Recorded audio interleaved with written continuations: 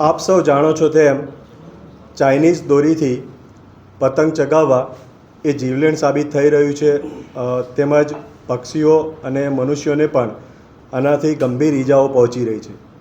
જે અંતર્ગત મને રાજ્ય સરકાર દ્વારા તેમજ ગુજરાત રાજ્યના ઉપમુખ્યમંત્રી શ્રી તેમજ પોલીસ ખાતાના વડા શ્રી હર્ષ સંઘવી સાહેબનાઓ દ્વારા આ બાબતે ખાસ ડ્રાઈવ ચલાવી સઘન કાર્યવાહી કરવા સૂચના આપવામાં આવેલ।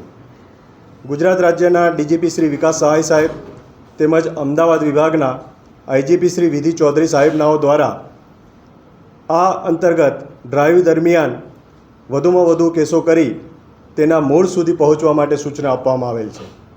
જે અંતર્ગત અમદાવાદ ગ્રામ્ય જિલ્લાના એસપી શ્રી ઓમપ્રકાશ જાટ સાહેબનાઓના સીધા સુપરવિઝન તેમજ તેમના માર્ગદર્શન હેઠળ અમદાવાદ ગ્રામ્ય જિલ્લા એસઓજી વતી ચાઇનીઝ દોરીના વેચાણ, હેરફેર તેમજ તેના સંગ્રહ બાબતે ખાસ ડ્રાઈવ ચલાવવામાં આવેલ અને સઘન કાર્યવાહી અંતર્ગત સૌપ્રથમ આ સમગ્ર ઓપરેશન જે છે તેને ઓપરેશન દોરી નામ આપી અલગ અલગ ટીમો બનાવી તે અંતર્ગત કાર્યવાહી કરવામાં આવેલ।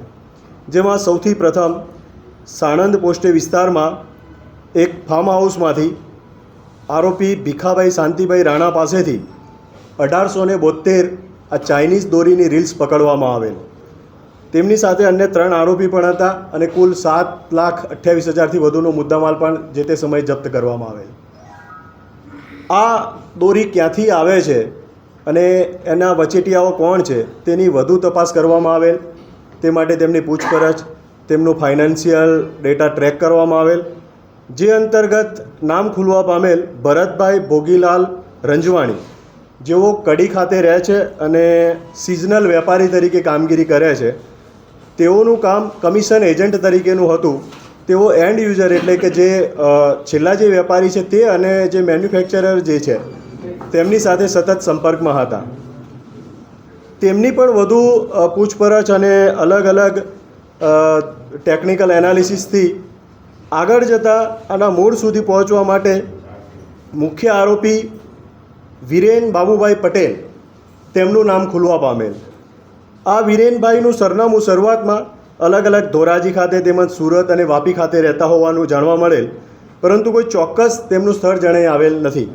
જેથી કરી અને નેટગ્રીડ તેમજ નેત્રમની મદદથી જાણવા મળેલ કે તેમની એક કંપની છે માર્મિક ઇન્ડસ્ટ્રી, જે ફડચામાં ગયેલ છે અને ત્યાં જઈને ખાતરી કરતાં ત્યાં પણ કંઈ વાધાજનક મળી આવેલ નહોતું, પરંતુ હ્યુમન રિસોર્સથી કેટલીક ચોક્કસ બાતમી અને માહિતી હોવાના આધારે દાદર ખાતે એક નામ વગરનું વિશાળ કારખાનું મળી આવેલ, જેમાં અમદાવાદ ગ્રામ્ય જિલ્લાની એસઓજી ટીમે 4 દિવસ પૂરતી વોચ રાખી તેની સમગ્ર અવરજવર ઉપર ધ્યાન રાખવામાં આવેલ અને પછી સ્થાનિક પોલીસની મદદ લઈ અને ત્યાં દરોડા પાડવામાં આવેલ।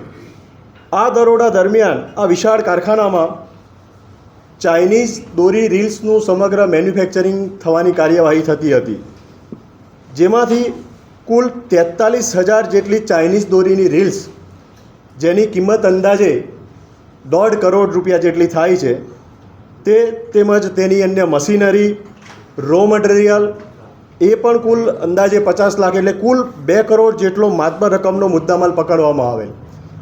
આ જે મુદ્દામાલ જે છે તેને ત્યાંના સ્થાનિક જિલ્લા વહીવટીતંત્ર તેમજ સ્થાનિક ત્યાંની પોલીસની મદદથી જે તે કારખાનામાં સીઝ કરવામાં આવેલ છે। ત્યાં એ કારખાનામાં વધુ તપાસ કરતાં વિરેનનો ખાસ સાગરીત જાવેદ મિર્ઝા, જે રહે બાલાસિનોર, તે નાસ્તો ફરતો છે અને તે જ તેનું સમગ્ર ટેકનિકલ કામ તેમજ ઓર્ડર લેવાનું, ડિલિવરી આપવાનું વગેરે કામ કરતા હતા।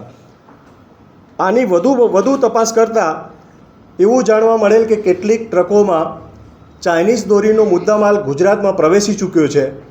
જે બાબતે થઈ અને અમદાવાદ ગ્રામ્ય જિલ્લા પોલીસે અલગ અલગ ટીમો બનાવી અને સમગ્ર ગુજરાતમાં અલગ અલગ જગ્યાએ રેડો કરી, જેમાં બાવળા ખાતે સમીર અને અન્ય આરોપીઓ પાસેથી 3,864 રીલ્સ અને બીજી 1,452 રીલ્સ અને 2 ગુના નોંધવામાં આવેલ।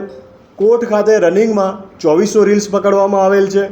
વિરમગામ ખાતે 192 રીલ્સ તેમજ આણંદ જિલ્લામાં ત્યાંની સ્થાનિક પોલીસની મદદથી 672 રીલ્સ, જેમાં રસીદ નામનો આરોપી છે, તેમજ ગોમતીપુર અને અન્ય જગ્યાએ પણ દરોડા પાડવામાં આવેલ છે. અને અન્ય વધારાનો 35 લાખ કિંમતની લગભગ 8,580 જેટલી રીલ્સ આ સમગ્ર ઓપરેશન દોરી અંતર્ગત પકડવામાં આવેલ છે.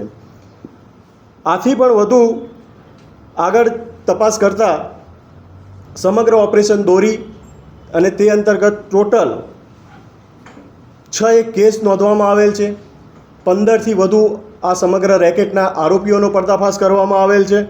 અને સમગ્ર થઈને 2.35 કરોડથી પણ વધુ રકમનો મુદ્દામાલ યા સીઝ કરવામાં આવ્યો છે કે આ પોલીસ દ્વારા જપ્ત કરવામાં આવેલ છે. આમ સમગ્ર અમદાવાદ ગ્રામ્ય જિલ્લા પોલીસ વતીથી જ્યારથી પણ ચાઇનીઝ દોરીની ડ્રાઈવ ચલાવવામાં આવેલ છે તે દરમિયાન અલગ અલગ 25થી વધુ કેસો નોંધવામાં આવેલ છે, તેમજ 33થી વધુ આરોપીઓને પકડવામાં આવેલ છે અને ટોટલ 35,36,500 જેટલો જે સ્થાનિક પોલીસ વતીથી એટલો મુદ્દા. હાલ જે આ સમગ્ર રેકેટના મુખ્ય આરોપી વિરેન જે છે તેઓ મળી આવેલ નથી અને તેમને ધરપકડની કાર્યવાહી ચાલુ છે. તેઓ જ્યારે મળી આવશે ત્યારબાદ તેમની સંપૂર્ણ વિગતો જાણવા મળશે. આ જે છે મોટાભાગના જે આરોપી જે છે તે લોકલ વેપારી તરીકે નાનો મોટો વેપાર ધંધા કરતા જણાઈ આવેલ છે. હાલ સુધીમાં એવું કોઈ મોટું ગુનાહિત ઇતિહાસ ધ્યાન પર આવેલ નથી, તેમ છતાં તપાસ વધુ ચાલુ છે. આ સમગ્ર રેકેટમાં હજુ વિરેનની ખરેખર પૂછપરછ થશે ત્યારે એકચ્યુઅલ એમો ધ્યાન ઉપર આવશે. પરંતુ આ જે વેપારીઓ જે હતા તે સોશિયલ મીડિયાના માધ્યમથી તેમજ એકબીજાના વેપાર અર્થે એકબીજાના સંપર્કમાં આવેલા અને ટેલિફોનિક વગેરે દ્વારા આ એમના સંપર્કો થયેલા હોવાનું જણાય છે. હાલની જે તપાસ છે જે દાદર ખાતેના કારખાનામાં રેડ કરવામાં આવેલી છે તે કારખાનું કોઈપણ પ્રકારના રીતે રજિસ્ટ્રેશન થયેલ હોવાનું જણાતું નથી, તેમજ ત્યાં કોઈ જીએસટી વગેરે રજિસ્ટ્રેશન નથી. અને આ જે મુદ્દામાલ જે છે તે ફક્ત ને ફક્ત ઉત્તરાયણ માટે પતંગ ચગાવવા માટે ચાઇનીઝ દોરીનો ઉપયોગ થઈ શકે તે બાબતે થઈને મોકલવામાં આવેલ, જે અંતર્ગત અલગ અલગ જગ્યાએ રેડ કરતાં આ વસ્તુ પૂરતું પુરવાર થાય છે કે આ જે દોરી છે તે માત્ર ને માત્ર ઉત્તરાયણ નિમિત્તે પતંગ ચગાવવા બાબતે થવાનો હતો. એ એકચ્યુઅલી વિરેન જે પકડાશે ત્યારે જ એનો ચોક્કસ માહિતી મળશે કે આ કેટલા ટાઈમથી સતત ચાલુ હતું. દાદરા નગર હવેલીથી જે પ્રમાણે રેકર્ડનું એનાલિસિસ ચાલી રહ્યું છે, પરંતુ એવું કહી શકાય કે સમગ્ર ઉત્તર ગુજરાત અને દક્ષિણ ગુજરાતમાં દોરીનું સપ્લાય ચાલુ હતું.